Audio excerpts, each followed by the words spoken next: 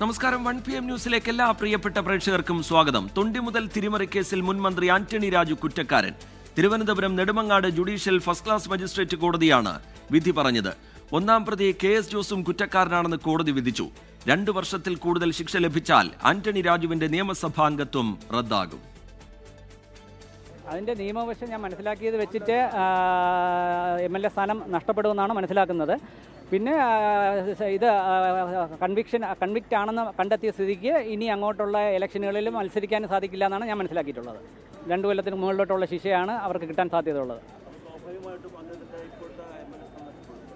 അത് അതിനെക്കുറിച്ച് നോക്കേണ്ടിയിരിക്കുന്നു കേട്ടോ. ഇപ്പോഴത്തെ ഉള്ളത് പ്രസൻറ്റ് പൊസിഷൻ എങ്ങനെയാണെന്നുള്ളത് അപ്പീൽ പോയിട്ടില്ലെങ്കിൽ നഷ്ടപ്പെടുമെന്നാണ് മനസ്സിലാക്കുന്നത്. 10 വർഷം ശിക്ഷ ലഭിക്കാവുന്ന വകുപ്പുകൾ തെളിഞ്ഞതിനാൽ ശിക്ഷാവിധി മേൽക്കോടതി പറയണമെന്നാവശ്യപ്പെട്ട് പ്രോസിക്യൂഷൻ നൽകിയ അപേക്ഷ കോടതി 2:45 പരിഗണിക്കും. കേസിൽ ആന്റണി രാജു ശിക്ഷിക്കപ്പെട്ടു എന്നതിലല്ല, സത്യം ജയിച്ചു എന്നതിലാണ് സന്തോഷമെന്ന് അന്വേഷണ ഉദ്യോഗസ്ഥൻ KK ജയമോഹൻ പ്രതികരിച്ചു. ഇതിൽ എവിടെയൊക്കെ സത്യം ഈ കേസിന് അങ്ങോളം ഇങ്ങോളം സത്യത്തിലുള്ള എൻ്റെ അടിയുറച്ച വിശ്വാസം ഈ കേസ് ദൃഢപ്പെടുത്തി എന്നുള്ളതാണ് സത്യം. അത് എല്ലാ തരത്തിലും പലതവണ ഈ കേസ് ഇത് അവസാനിച്ചു എന്ന് കരുതിയപ്പോഴൊക്കെ ഇത് ഏതെങ്കിലും തരത്തിൽ ഉയർത്തെഴുന്നേറ്റു.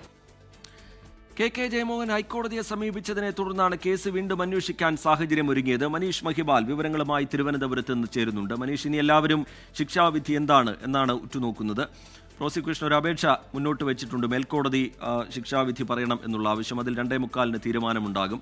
2 വർഷത്തിൽ കൂടുതലാണ് ശിക്ഷ വരുന്നതെങ്കിൽ, ശിക്ഷാവിധിയിൽ അങ്ങനെയാണ് തീരുമാനമെങ്കിൽ സ്വാഭാവികമായും അയോഗ്യനാകുന്ന നടപടി ഉണ്ടാകും.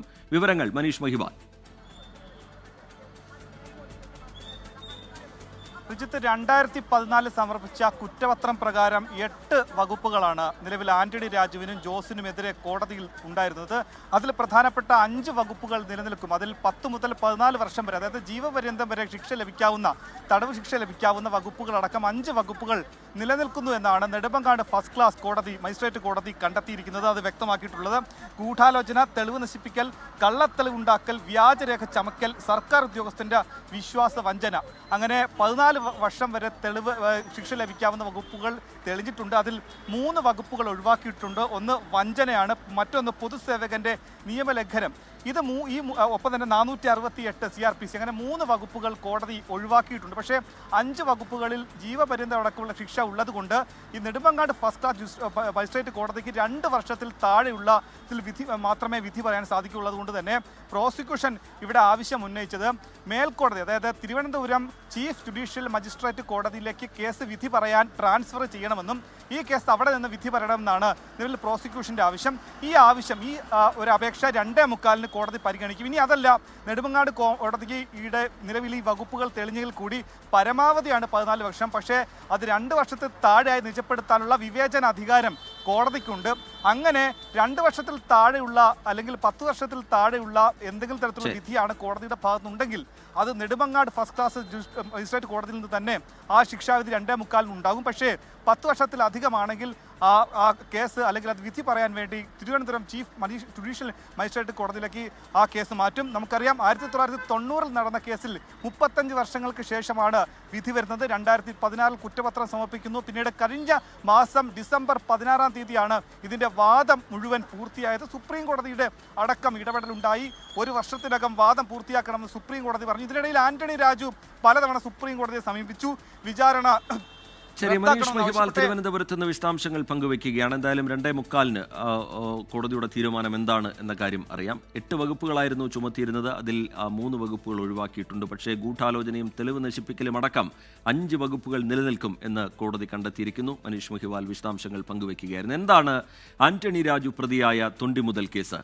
32 വർഷം മുമ്പാണ് കേസിനാസ്പദമായ സംഭവം നടന്നത്. 2006 കുറ്റപത്രം സമർപ്പിച്ച കേസിന്റെ വിധിന്യായം 19 വർഷത്തോളം നീണ്ടു. കേസിന്റെ നാൾവഴിയിലേക്ക് 1990 ഏപ്രിൽ 4 തിരുവനന്തപുരം വിമാനത്താവളത്തിൽ ലഹരിമരുന്ന് കേസിൽ പിടിയിലായ ആൻഡ്രൂ സാൽവദോർ എന്ന ഓസ്ട്രേലിയൻ പൗരനെ ശിക്ഷയിൽ നിന്ന് രക്ഷപ്പെടുത്താൻ തൊണ്ടിയായ അടിവസ്ത്രത്തിൽ കൃത്രിമം കാട്ടിയെന്നാണ് കേസ്. അടിവസ്ത്രം വിദേശിക്ക് പാകമല്ലെന്നും ഇത് വ്യാജ തൊണ്ടിയാണെന്നുമുള്ള പ്രതിഭാഗത്തിന്റെ വാദം കണക്കിലെടുത്ത് കോടതി ആൻഡ്രൂ സാൽവദോറിനെ വെറുതെ വിട്ടു. തുടർന്ന് 1994 തൊണ്ടി മുതലിൽ കൃത്രിമം കാണിച്ചുവെന്ന പരാതിയിൽ വഞ്ചിയൂർ പോലീസ് കേസെടുത്തു. 2006 തിരുവനന്തപുരം കോടതിയിൽ കുറ്റപത്രം സമർപ്പിച്ചു. കേസിൽ ആന്റണി രാജു, കോടതിയിലെ തൊണ്ടി സെക്ഷൻ ക്ലർക്ക് KS ജോസ് എന്നിവരായിരുന്നു 1ഉം 2ഉം പ്രതികൾ. കോടതിയിൽ സൂക്ഷിച്ചിരുന്ന വിദേശിയുടെ അടിവസ്ത്രം ക്ലർക്കിന്റെ സഹായത്തോടെ വാങ്ങിയ ആന്റണി രാജു അത് വെട്ടിച്ചെറുതാക്കിയെന്ന് ഫോറൻസിക് പരിശോധനയിൽ വ്യക്തമായെന്ന് കുറ്റപത്രത്തിലുണ്ടായിരുന്നു. ഗൂഢാലോചന, രേഖകളിൽ കൃത്രിമം, വഞ്ചന, തെളിവ് നശിപ്പിക്കൽ എന്നിവയാണ് കുറ്റങ്ങൾ. 2014 നെടുമങ്ങാട് 1ാം ക്ലാസ് മജിസ്ട്രേറ്റ് കോടതിയിലേക്ക് കേസ് മാറ്റി. അന്നു മുതൽ 22 തവണ കേസ് പരിഗണിച്ചെങ്കിലും പ്രതികൾ ഹാജരാവുകയോ കുറ്റപത്രം വായിച്ചു കേൾപ്പിക്കുകയോ ചെയ്തില്ല. തുടർന്ന് ഹൈക്കോടതി രജിസ്ട്രാർ ഇടപെട്ടു. കേസ് പുനരന്വേഷിക്കാൻ 2023 ഹൈക്കോടതി ഉത്തരവിട്ടിരുന്നു. ഹൈക്കോടതി ഉത്തരവിനെതിരെ ആന്റണി രാജു സുപ്രീം കോടതിയിൽ ഹർജി നൽകി. 2024 നവംബറിൽ തൊണ്ടിമുതൽ കേസിൽ മുൻ മന്ത്രി ആന്റണി രാജു വിചാരണ നേരിടണമെന്ന് സുപ്രീം കോടതി വ്യക്തമാക്കി. 1 വർഷത്തിനകം വിചാരണ പൂർത്തിയാക്കണം.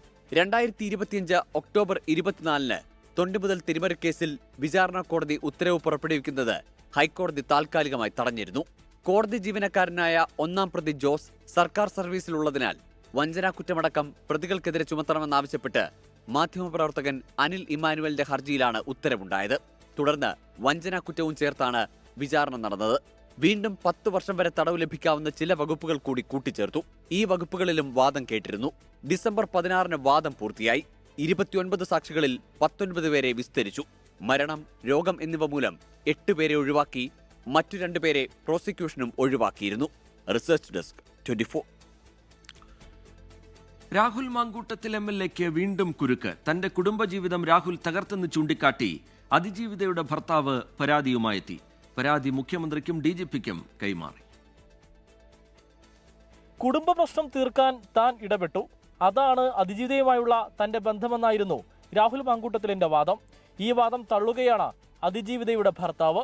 തന്റെ അസാന്നിധ്യം മുതലെടുത്ത് ഭാര്യയുമായി വഴിവിട്ട ബന്ധമുണ്ടാക്കി കുടുംബജീവിതം തകർത്തു എന്നാണ് പരാതി. രാഹുൽ മാങ്കൂട്ടത്തിനെതിരെ BNS 84 പ്രകാരം കേസെടുക്കണമെന്നാണ് അതിജീവിതയുടെ ഭർത്താവ് ആവശ്യപ്പെടുന്നത്. തങ്ങൾ തമ്മിലുള്ള പ്രശ്നം തീർക്കാനാണ് ശ്രമിച്ചത് എങ്കിൽ എന്തുകൊണ്ട് രാഹുൽ തന്നെ ബന്ധപ്പെട്ടില്ല എന്നും അതിജീവിതയുടെ ഭർത്താവ് ചോദിക്കുന്നു. തന്റെ കുടുംബജീവിതം തകർത്തുവെന്നും മാനനഷ്ടം ഉണ്ടാക്കിയെന്നും പരാതിയിലുണ്ട്. പരാതിയിൽ പറയുന്ന കാര്യങ്ങളിലെ തെളിവ് കൂടി അന്വേഷണ സംഘത്തിന് മുന്നിൽ ഹാജരാക്കാനാണ് പരാതിക്കാരന്റെ തീരുമാനം. 24 പാലക്കാട്. നിയമസഭാ തെരഞ്ഞെടുപ്പിൽ പാർട്ടി പുറത്താക്കിയ രാഹുൽ മാങ്കൂട്ടത്തിലിനെ മത്സരിപ്പിക്കുന്നതിൽ കോൺഗ്രസിൽ ഭിന്നസ്വരം. രാഹുലിന്റെ കാര്യത്തിൽ ചർച്ചയ്ക്ക് തന്നെ പ്രസക്തിയില്ലെന്ന് K മുരളീധരൻ പ്രതികരിച്ചു. പാർട്ടിയാണ് ഇക്കാര്യം തീരുമാനിക്കുന്നതെന്നായിരുന്നു അടൂർ പ്രകാശിന്റെ മറുപടി. എല്ലാവർക്കും അഭിപ്രായം പറയാൻ സ്വാതന്ത്ര്യമുണ്ട് എന്നായിരുന്നു രാഹുൽ മാങ്കൂട്ടത്തിലിന്റെ പ്രതികരണം. രാഹുൽ മാങ്കൂട്ടത്തിലിന് സീറ്റ് നൽകുന്നതുമായി ബന്ധപ്പെട്ട് മുതിർന്ന കോൺഗ്രസ് നേതാവ് PJ കുര്യൻ നടത്തിയ പരാമർശങ്ങളാണ് ചർച്ചകൾ സജീവമാക്കിയത്. രാഹുലിന് സീറ്റ് നൽകരുതെന്ന് ആദ്യം അഭിപ്രായപ്പെട്ട PJ കുര്യൻ പിന്നീട് നിലപാട് മാറ്റിയിരുന്നു. കഴിഞ്ഞ ദിവസം PJ കുര്യനോട് താൻ അതൃപ്തി രേഖപ്പെടുത്തിയെന്ന റിപ്പോർട്ടുകൾ രാഹുൽ മാങ്കൂട്ടത്തിൽ തള്ളി. പാലക്കാട് മത്സരിക്കുമോ എന്ന ചോദ്യത്തിന് രാഹുലിന്റെ മറുപടി ഇങ്ങനെ: ഞാൻ മണ്ഡലത്തിൽ തന്നെയാണുള്ളത്. ഇപ്പോൾ ഇന്നലെ ആചാര്യൻ്റെ ജയന്തിയുമായി ബന്ധപ്പെട്ടും ഇന്ന് നിങ്ങൾക്ക് എല്ലാവർക്കും അറിയുന്ന പോലെ UDF ജില്ലാ കൺവീനറിൻ്റെ കുടുംബത്തിലൊരു വിവാഹവുമായി ബന്ധപ്പെട്ടും പത്മത്തിൽ തുടരുന്നില്ല. ഞാൻ പാലക്കാട് തന്നെയുണ്ട്. പാലക്കാട് ജനങ്ങളുടെ ജയിപ്പിച്ചാണല്ലോ ഉത്തരവാദിത്തം നടപ്പാക്കുന്നുണ്ട്. പാർട്ടിയിൽ നിന്ന് പുറത്താക്കിയ രാഹുലിന്റെ സ്ഥാനാർത്ഥിത്വം ചർച്ച ചെയ്യേണ്ട കാര്യമില്ലെന്നാണ് K മുരളീധരൻ ഉൾപ്പെടെയുള്ള ഒരു വിഭാഗം നേതാക്കളുടെ അഭിപ്രായം. കോൺഗ്രസ് പാർട്ടിയുടെ MLAമാർ മഹാഭൂരിപക്ഷവും മത്സരിക്കുമെന്ന് പറയുമ്പോൾ മാങ്കൂട്ടത്തിൽ കോൺഗ്രസ് MLA അല്ല, പിന്നെ എന്തിനാ അദ്ദേഹത്തിൻ്റെ വിഷയം ചർച്ച ചെയ്യുന്നതിന്? പാർട്ടിക്ക് പുറത്തുള്ള ഒരാളുടെ വിഷയം ചർച്ച ചെയ്യേണ്ട ആവശ്യമുണ്ടോ? അതേസമയം രാഹുലിന്റെ സ്ഥാനാർത്ഥിത്വം തള്ളാൻ UDF കൺവീനർ അടൂർ പ്രകാശ് തയ്യാറായില്ല. അല്ല, അത്തരം കാര്യങ്ങൾ ഞാനിപ്പോൾ തൽക്കാലം പ്രതികരിക്കാൻ തയ്യാറാകുന്നില്ല. പക്ഷേ അത് കൂട്ടായി ഞങ്ങൾ ആലോചിച്ചുകൊണ്ട് ആ കാര്യങ്ങൾക്ക് തീരുമാനങ്ങൾ കൈക്കൊള്ളുന്നു. ഇത്തരം കാര്യങ്ങളിൽ വ്യക്തമായ കാഴ്ചപ്പാടുണ്ടെന്ന മറുപടിയായിരുന്നു AICC ജനറൽ സെക്രട്ടറി KC വേണുഗോപാലിൻ്റേത്. പാർട്ടിയിൽ നിന്ന് പുറത്താക്കിയെങ്കിലും പാലക്കാടും മറ്റു പൊതുവേദികളിലും രാഹുൽ സജീവമായതും തിരഞ്ഞെടുപ്പ് മുന്നിൽ കണ്ടാണെന്ന ചർച്ചകൾക്ക് ഇടയാക്കിയിട്ടുണ്ട്. 24 പാലക്കാട്. ശബരിമല സ്വർണ്ണക്കൊള്ളക്കേസിൽ SIT ചോദ്യം ചെയ്യാനിരിക്കെ പുതിയ ആരോപണവുമായി UDF convener Adoor Prakash MP. John Brittas MPയും ഉണ്ണികൃഷ്ണൻ പോറ്റിയും തമ്മിലുള്ള ബന്ധം അന്വേഷിക്കണം എന്നാണ് ആവശ്യം. അതേസമയം സോണിയാഗാന്ധിയും അന്വേഷണ പരിധിയിൽ വരണമെന്ന് മന്ത്രി V ശിവൻകുട്ടി പ്രതികരിച്ചു. ശബരിമലയിൽ സ്വർണ്ണക്കൊള്ള മാത്രമല്ല ആചാരലംഘനവും നടന്നെന്ന് BJP സംസ്ഥാന അധ്യക്ഷൻ രാജീവ് ചന്ദ്രശേഖർ ആരോപിച്ചു. ശബരിമല സ്വർണ്ണക്കൊള്ള നിയമസഭാ തെരഞ്ഞെടുപ്പിൽ സജീവ ചർച്ചയാകുമെന്ന് ഉറപ്പിച്ചതോടെ രാഷ്ട്രീയമായി അനുകൂലമാക്കാനുള്ള തന്ത്രങ്ങളിലാണ് മുന്നണികൾ. കേസിൽ SIT ചോദ്യം ചെയ്യാനിരിക്കെയാണ് CPIM രാജ്യസഭാംഗം ജോൺ ബ്രിട്ടാസിനെതിരെ സ്വർണ്ണക്കൊള്ളയിൽ ആരോപണവുമായി അടൂർ പ്രകാശ് രംഗത്തെത്തിയത്. ഇതിന് എല്ലാം നേതൃത്വം കൊടുത്ത ഒരാളുണ്ട് ഡൽഹിയിൽ, ഒരു പാർലമെൻറ്റ് അംഗമാണ്. അതേക്കുറിച്ച് നിങ്ങൾ അന്വേഷിക്കുക. മാർക്സിസ്റ്റ് പാർട്ടിയും BJPയും മാർക്സിസ്റ്റ് പാർട്ടിയുമായി ബന്ധപ്പെട്ടുകൊണ്ട് ഒരു പാലം പണിയാൻ വേണ്ടി നടന്ന വ്യക്തി. അദ്ദേഹം എത്രയോ പ്രാവശ്യം അദ്ദേഹത്തെ ഫോൺ ചെയ്തിരിക്കുന്നു. ആ ഫോൺ കോളുകളൊന്ന് പരിശോധിച്ച് അങ്ങനെയാണെങ്കിൽ അതുകൂടി അന്വേഷണം നടക്കണ്ടേ? ഉണ്ണികൃഷ്ണൻ പോറ്റി സോണിയാഗാന്ധിയെ കാണാൻ പോയത് പ്രസാദം നൽകാനാണെന്നും അടൂർ പ്രകാശ് പ്രതികരിച്ചു. അതേസമയം പദവി നോക്കാതെ സോണിയാഗാന്ധിയെ അന്വേഷണ പരിധിയിൽ കൊണ്ടുവരണമെന്ന് മന്ത്രി വി ശിവൻകുട്ടിയുടെ പ്രതികരണം. മുഖ്യമന്ത്രിയുടെ ഓഫീസിന് പങ്കുണ്ടെങ്കിൽ ആദ്യം അതിനേക്കാൾ തെളിവുള്ളത് അല്ലേ UPA ചെയർമാനായിരുന്ന സോണിയാഗാന്ധിയുടെ കാര്യം. അപ്പോൾ ആദ്യം അത് ചോദ്യം ചെയ്തിട്ട് അതിനുശേഷം ഇത് ചോദ്യം ചെയ്യും. കേസിൽ സോണിയാഗാന്ധിയെ ബന്ധപ്പെടുത്തുന്നതിൽ പരിഹാസവുമായി K മുരളീധരൻ രംഗത്തെത്തി.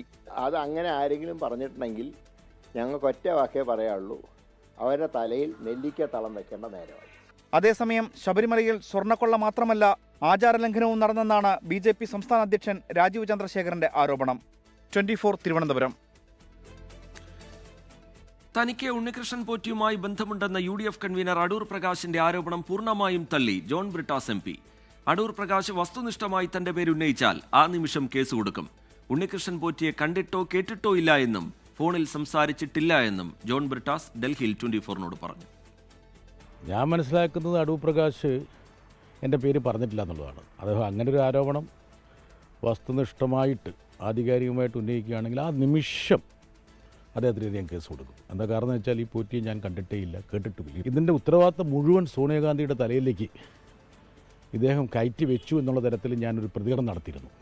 അതിൻ്റെ ഭാഗമായിട്ട് എനിക്ക് തോന്നുന്നു 10 ജൻപത്ത് നിന്ന് കുറച്ച് കാര്യമായിട്ട് മൂപ്പർക്ക് കിട്ടിയിട്ടുണ്ട്. അതിലൊരു സ്ഥലകാല വിഭ്രാന്തി ഉണ്ടായി. അതായിരിക്കണം ഇപ്പോൾ അദ്ദേഹം ഇങ്ങനത്തെ ഒരു ചില ജൽപ്പനങ്ങളുമായിട്ട് വരുന്നത്. നിയമസഭാ തെരഞ്ഞെടുപ്പിനൊരുങ്ങി കേരളം. സീറ്റ് ചർച്ചകളും സ്ഥാനാർത്ഥി ചർച്ചകളും സജീവം.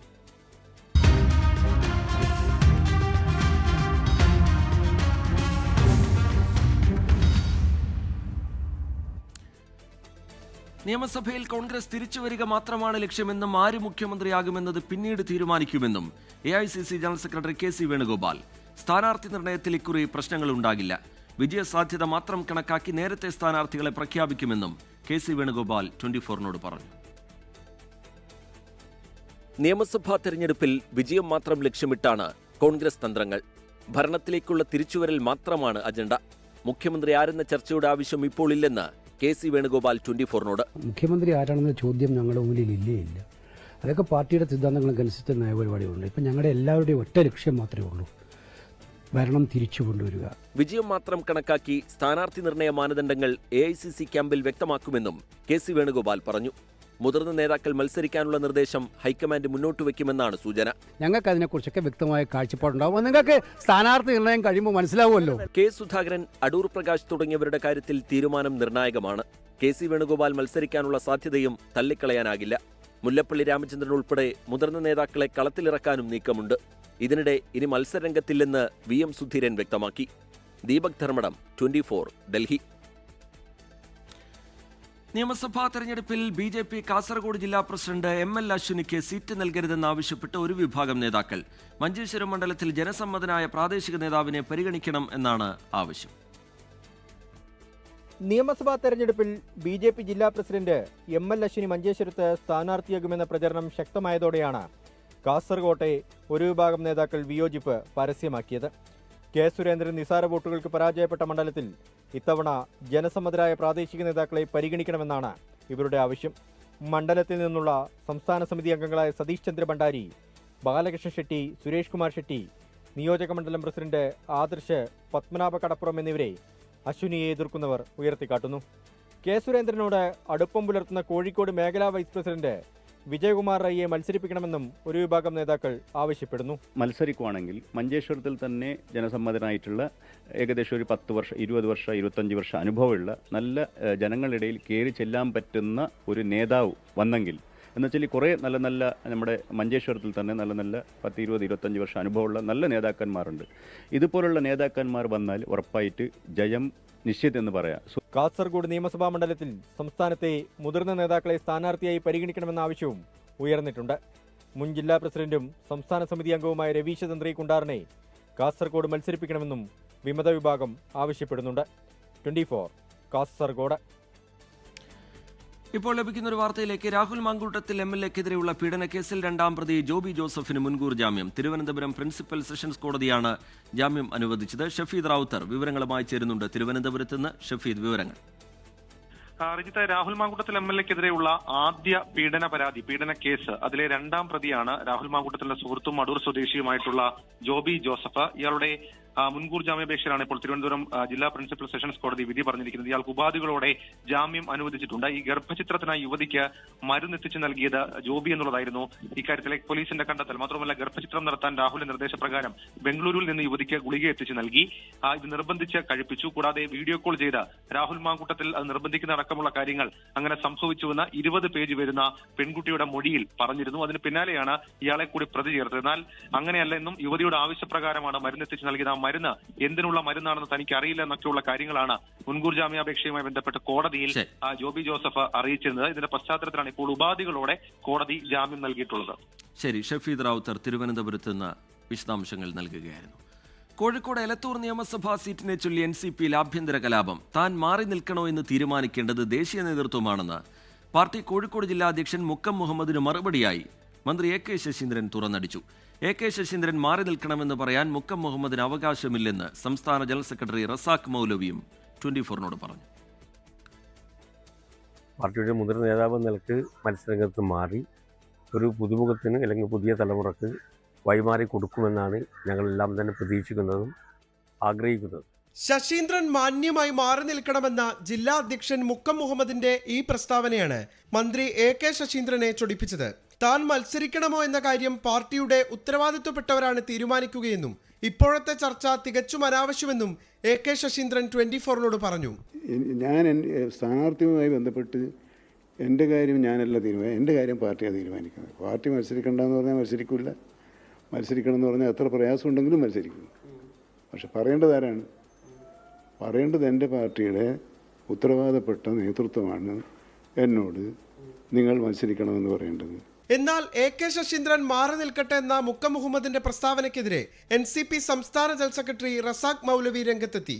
അത് പറയാനുള്ള ഒരു അവകാശമോ അർഹതയോ രാഷ്ട്രീയമായോ ധാർമ്മികമായോ മുക്കം മുഹമ്മദിന് ഇല്ല. അദ്ദേഹം തികഞ്ഞ അച്ചടക്ക ലംഘനമാണ് നടത്തിയിരിക്കുന്നത്. സ്ഥാനാർത്ഥിയെ തീരുമാനിക്കാനുള്ള അധികാരം പാർട്ടിക്കാണ്. ഭൂരിഭാഗം ജില്ലാ കമ്മിറ്റികളും AK ശശീന്ദ്രൻ മാറി നിൽക്കണമെന്ന വികാരം ശക്തമാക്കുന്നതിനിടയിലാണ് വീണ്ടും മത്സര രംഗത്തുണ്ടായേക്കുമെന്ന സൂചന AK ശശീന്ദ്രൻ നൽകുന്നത്. നിഖിൽ പ്രമേഷ്, 24 കോഴിക്കോട്. NCP സംസ്ഥാന ഘടകത്തിൽ വീണ്ടും നേതൃമാറ്റത്തിന് കളമൊരുങ്ങുന്നു. സംസ്ഥാന അധ്യക്ഷനെ മാറ്റുന്നതുൾപ്പെടെ ആലോചിക്കാൻ ദേശീയ നേതൃത്വം നേതാക്കളെ മുംബൈക്ക് വിളിപ്പിച്ചു. PC ചാക്കോ അധ്യക്ഷ സ്ഥാനം ഏറ്റെടുക്കണമെന്നാണ് ഒരു വിഭാഗത്തിന്റെ ആവശ്യം. 24 ബിഗ് ബ്രേക്കിംഗ്. വിവാദങ്ങൾക്കും വലിയ കൂടിയാലോചനകൾക്കും ശേഷമായിരുന്നു തോമസ് കെ തോമസ് NCP അധ്യക്ഷനായി എത്തുന്നത്. എന്നാൽ തോമസ് കെ തോമസിന്റെ പ്രവർത്തനം നേതാക്കൾക്കിടയിൽ തന്നെ അതൃപ്തിക്ക് വഴിവെച്ചു. കൈവശമുള്ള വകുപ്പിൽ ഉടലെടുത്ത പ്രശ്നങ്ങളും പാർട്ടിയിൽ ചർച്ചയായിരുന്നു. തദ്ദേശ തെരഞ്ഞെടുപ്പ് കാലത്തെ തോമസ് കെ തോമസിന്റെ പ്രവർത്തനവും വിമർശനത്തിന് കാരണമായി. പഞ്ചായത്തുകളിൽ അർഹമായ സീറ്റുകൾ കിട്ടിയില്ലെന്ന അഭിപ്രായവും സീറ്റ് നിർണയ സമയത്തെ അധ്യക്ഷന്റെ വിദേശയാത്രയും കൂടുതൽ വിയോജിപ്പിന് വഴിവെച്ചു. ഇതോടെയാണ് ദേശീയ നേതൃത്വത്തിന്റെ ഇടപെടൽ. നേതാക്കളെ ശരത് പവാർ മുംബൈയിലേക്ക് വിളിപ്പിച്ചു. നാളെ മുംബൈയിലെത്തണമെന്നാണ് നിർദ്ദേശം. PC Chacko, AK Saseendran, Thomas K Thomas എന്നിവരെയാണ് വിളിപ്പിച്ചത്. PC ചാക്കോ സംസ്ഥാന അധ്യക്ഷ സ്ഥാനത്തേക്ക് മടങ്ങി വരണമെന്നാണ് ഒരു വിഭാഗത്തിന്റെ ആവശ്യം. വീണ്ടും പദവി ഏറ്റെടുക്കാൻ ചാക്കോയ്ക്ക് വിമുഖതയുണ്ട്. PM സുരേഷ് ബാബുവിനെ സംസ്ഥാന അധ്യക്ഷനെ നിയമിക്കാനാണ് PC ചാക്കോയുടെ താൽപര്യം. 24 തിരുവനന്തപുരം. അധ്യാപക സംഘടനകളുടെ പ്രതിഷേധത്തെ തുടർന്ന് അധ്യാപക നിയമനത്തിന് കേട്ടറ്റ് നിർബന്ധമാക്കിയ വിദ്യാഭ്യാസ വകുപ്പ് ഉത്തരവും മരവിപ്പിച്ചു.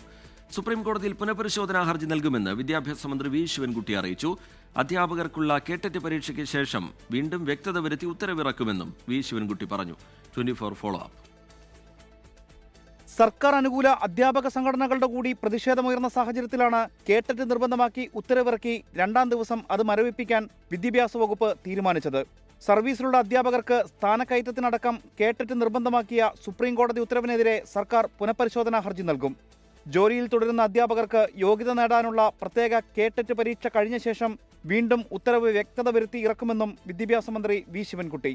ബഹുമാനപ്പെട്ട സുപ്രീംകോടതിയുടെ ഉത്തരവ് നടപ്പിലാക്കുന്നതാണ്. എന്നാൽ നാഷണൽ കൗൺസിൽ ഫോർ ടീച്ചർ എഡ്യൂക്കേഷൻ്റെ മാർഗനിർദ്ദേശപ്രകാരമാണ് കേടെറ്റ് നടപ്പിലാക്കുന്നത്. കേടെറ്റ് സംബന്ധിച്ച് ബഹുമാനപ്പെട്ട സുപ്രീം കോടതിയുടെ ഉത്തരവിനെതിരെ റിവ്യൂ പെറ്റീഷൻ ഉടൻ ഫയൽ ചെയ്യുന്നതാണ്. അതിനായി അഫിഡവിറ്റ് തയ്യാറാക്കി അഡ്വക്കേറ്റ് ജനറലിന് കൈമാറിയിട്ടുണ്ട്. 4000-ലധികം അധ്യാപകരുടെ ജോലിയെയും പ്രൊമോഷനെയും ബാധിക്കുന്നതായിരുന്നു ഉത്തരവ്. അധ്യാപകരുടെ ഗുണനിലവാരം ഉറപ്പാക്കുന്നത് അനുഭവ സമ്പത്ത് കൂടി പരിഗണിച്ചാണ്. അനുഭവ സമ്പത്തുള്ളവരെ പിരിച്ചുവിടുന്നത് ഗുണനിലവാരം തകർക്കുമെന്നും മന്ത്രി വി ശിവൻകുട്ടി പറഞ്ഞു. അതേസമയം കഴിഞ്ഞ 3 മാസത്തിനിടെ ഇറങ്ങിയ 74 അധ്യാപക നിയമനത്തിനുള്ള PSC നോട്ടിഫിക്കേഷനിലും കേടെറ്റിൽ ഇളവ് നിലനിർത്തിയിട്ടുണ്ട്. സർക്കാർ ഉത്തരവ് മരവിപ്പിച്ചെങ്കിലും PSCയിൽ അപേക്ഷകൾ സമർപ്പിച്ച ഉദ്യോഗാർത്ഥികൾ ആശങ്കയിലാണ്. ഉമേഷ് ബാലകൃഷ്ണൻ, 24 തിരുവനന്തപുരം. ഇനി ശബരിമല വാർത്തകൾ. ശരണം സന്നിധാനം co powered by Ramesh RG നല്ലെണ്ണ. ആർജിക്കാം നല്ലൊരു പ്രാർത്ഥനാശീലം. കളർ മങ്ങാത്ത വൃത്തി. ലേക്രോൾ കാർ ഷാംപൂ. തരിതരിയായ GRB നെയ്. പ്യുവറാണ്, അത് ഷുവറാണ്. Co sponsored by BLM Kerala, Tamil Nadu, Pondicherry. Sabarimala സന്നിധാനത്ത് ഭക്തജന തിരക്ക് തുടരുന്നു. ഉച്ചയ്ക്ക് 1 മണിവരെ ദർശനം നടത്തിയത് 1.5 ലക്ഷത്തിലേറെ പേരാണ്. മരക്കൂട്ടം മുതൽ നടപ്പന്തൽ വരെ ഭക്തർ ക്യൂ നിൽക്കുന്നത് മണിക്കൂറുകൾ. തിരക്ക് വർദ്ധിക്കുന്ന സാഹചര്യത്തിൽ നിലയ്ക്കൽ മുതൽ ഭക്തർക്ക് നിയന്ത്രണം ഏർപ്പെടുത്തിയിട്ടുണ്ട്. BJPയുടെയും ഹിന്ദു സംഘടനകളുടെയും പ്രതിഷേധങ്ങൾക്ക് പിന്നാലെ ബംഗ്ലാദേശ് താരത്തെ ഒഴിവാക്കാൻ IPL ടീം കൊൽക്കത്ത നൈറ്റ് റൈഡേഴ്സിന് നിർദ്ദേശം നൽകി BCCI. ലേലത്തിലൂടെ 9.2 കോടിക്ക് സ്വന്തമാക്കിയ മുസ്തഫിർ റഹ്മാനെയാണ് KKRന് കൈവിടേണ്ടി വരുന്നത്. BJP സമ്മർദ്ദത്തിന് വഴങ്ങി BCCI. ബംഗ്ലാദേശ് പേസർ മുസ്തഫിസുർ റഹ്മാനെ IPLൽ കളിപ്പിക്കില്ല. താരത്തെ ഒഴിവാക്കാൻ കൊൽക്കത്ത നൈറ്റ് റൈഡേഴ്സ് ടീമിന് നിർദ്ദേശം നൽകിയെന്ന് BCCI secretary Devjith Saikia. To release one of their player, Mustafizur Rahman of Bangladesh, from their squad, and BCCI has also said that if they ask for any replacement, BCCI is going to allow that replacement. ബംഗ്ലാദേശിലെ ഹിന്ദുക്കൾക്കെതിരായ അതിക്രമത്തിന്റെ പശ്ചാത്തലത്തിലായിരുന്നു Kolkata night Riders ടീമിനും ഉടമ ഷാരൂഖ് ഖാനുമെതിരായ BJPയുടെയും ഹിന്ദു സംഘടനകളുടെയും പ്രതിഷേധം. ഹിന്ദുക്കൾക്കെതിരായ അതിക്രമം ഷാരൂഖ് കണ്ടില്ലെന്ന് നടിക്കുന്നെന്നും മനഃപൂർവ്വം ബംഗ്ലാദേശ് താരത്തെ ടീമിൽ എടുത്തെന്നും ആരോപണം. BJP നേതാവ് സംഗീത് സോം ഒന്നുകൂടി കടുപ്പിച്ച ഷാരൂഖിനെ ചതികരെന്നും അധിക്ഷേപിച്ചു. എന്നാൽ ഷാരൂഖിന്റെയും KKRന്റെയും ഭാഗത്ത് തെറ്റില്ലെന്നും BJP നിയന്ത്രിക്കുന്ന BCCI തന്നെയല്ലേ ബംഗ്ലാദേശ് താരത്തെ ലേലത്തിൽ ഉൾപ്പെടുത്തിയതെന്നും കോൺഗ്രസും സമാജ്വാദി പാർട്ടിയും തിരിച്ചടിച്ചിരുന്നു. 9.2 കോടിക്കാണ് KKR മുസ്തഫിസുറിനെ സ്വന്തമാക്കിയത്. ഇനി ലേലപ്പട്ടികയിൽ നിന്ന് മറ്റൊരു താരത്തെ പകരക്കാരനായി കണ്ടെത്തേണ്ടി വരും. Sports desk 24. ന്യൂസിലാൻഡിനെതിരായ ഏകദിന പരമ്പരയ്ക്കുള്ള ഇന്ത്യൻ ടീമിനെ ഇന്ന് പ്രഖ്യാപിക്കും. ഓൺലൈനായി ചേരുന്ന BCCI സെലക്ഷൻ കമ്മിറ്റി യോഗത്തിന് ശേഷമായിരിക്കും ടീം പ്രഖ്യാപനം. പരിക്കുഭേദമായി നായകൻ ശുഭ്മാൻ ഗിൽ തിരിച്ചെത്തും. സീനിയർ താരങ്ങളായ രോഹിത് ശർമ്മയും വിരാട് കോഹ്ലിയും ടീമിൽ തുടരുമ്പോൾ മുഹമ്മദ് ഷമിയെ തിരിച്ചു വിളിക്കുമോ എന്നതിലാണ് ആകാംക്ഷ.